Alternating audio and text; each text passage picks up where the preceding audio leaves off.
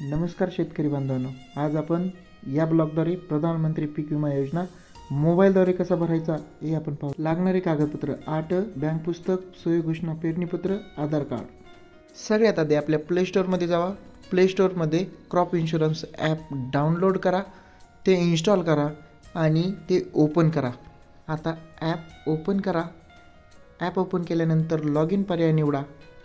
यानंतर आपला mobile number भरून लॉग इन विथ पासवर्ड या पर्यायावर क्लिक करा. आता आपल्याला स्क्रीनवर दाखवल्याप्रमाणे तुमची माहिती भरायची आहे.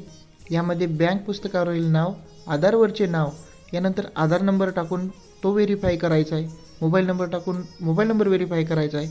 आता तुम्ही पासवर्ड टाकून तो कन्फर्म करायचा आहे. यानंतर पिनकोड, राज्य, जिल्हा, सब डिव्हिजन, गाव आणि ॲड्रेस हा भरून तुम्ही तुमची नोंदणी करायची. आता आपण केलेल्या पासवर्डवरून लॉग इन करून आपली प्रोफाईल ओपन करून घ्यायची आहे. आता आपण आपली प्रोफाईल ओपन केली आहे. आता आपण बघूया की मोबाईलद्वारे पीक विमा कसा भरायचा. आता मोबाईलच्या स्क्रीनवर दाखवलेल्या पर्यायाप्रमाणे PMFBY इन्शुरन्स या पर्यायावर क्लिक करा. यानंतर आपण सीझन, स्कीम आणि वर्ष निवडायचे आणि पुढे जायचे. यानंतर आपण आपली बँकेची माहिती द्यायची. अकाउंट नंबर टाकून तो कन्फर्म करायचा आहे. यानंतर बँक पुस्तकावरचे नाव, आधारवरचे नाव, आधार नंबर, मोबाईल नंबर, रिलेटिव्हचे नाव, वय आणि जेंडर निवडून माहिती सेव्ह करून आता आपण आपल्या पिकाची माहिती भरायची. जिल्हा, तालुका, महसूल मंडळ, ग्रामपंचायत आणि आपले गाव. आता आपण उभ्या असलेल्या पिकाची माहिती भरायची. पिकाची पद्धती, पेरणी तारीख, ओनरशिप, खाते नंबर आणि आपला गट नंबर. आता यानंतर पुढे गेल्यानंतर आपल्याला आपल्या जमिनीची डिटेल्स दिसेल. डिटेल्सवर क्लिक करून प्रोसीड करायचं आहे. आता पुढे गेल्यावर आपल्याला पूर्ण क्षेत्र दिसेल.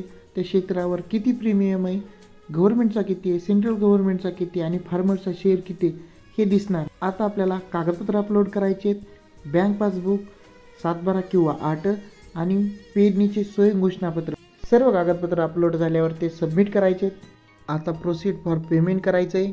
Net banking, credit, debit card किंवा फोनपेद्वारे सुद्धा तुम्ही पेमेंट करू शकता. आता पेमेंट पूर्ण झाल्यावर तुम्हाला पावती दिसेल, ते जतन करून ठेवा.